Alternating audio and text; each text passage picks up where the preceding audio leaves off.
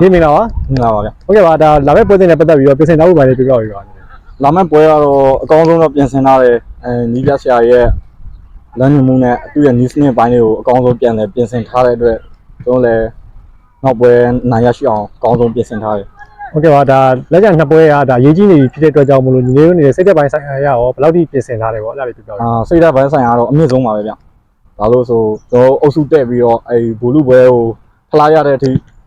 မှန်းထားတဲ့အတွက်ကျွန်တော်တို့စိတ်ဓာတ်အမြင့်ဆုံးမှာရှိနေပါတယ်ဒါပေမဲ့လည်းရင်ပွဲကတေကြတာတဲ့ပွဲကိုသင်ခန်းစာယူပြီးတော့အကောင်းဆုံးတော့ပြန်လည်ပြင်ဆင်ထားတယ်ဗျ ဟုတ်ကဲ့ပါဒါညီလေးအနေနဲ့ဒီစီးကိန်းလေးတင်သေးအတွက်ကောဒါကန့်ဝင်နေရတဲ့ပုံမှာခြေစမ်းပွဲတွေလည်းကန်နေရတယ်ဒီလီးပြိုင်ပွဲတွေလည်းရှိနေတဲ့ပုံမှာအနေငယ်ပွဲပန်းမှုတွေရှိတာပေါ့ဘယ်လိုမျိုးလေးရှိတယ် ရှိတယ်ဗျဥပမာလဲကစားနေရဒီမှာလဲပြန်ကစားနေရတော့ပြင်မှန်းတာတော့ပြင်မှန်းတယ်ဒါပေမဲ့လည်း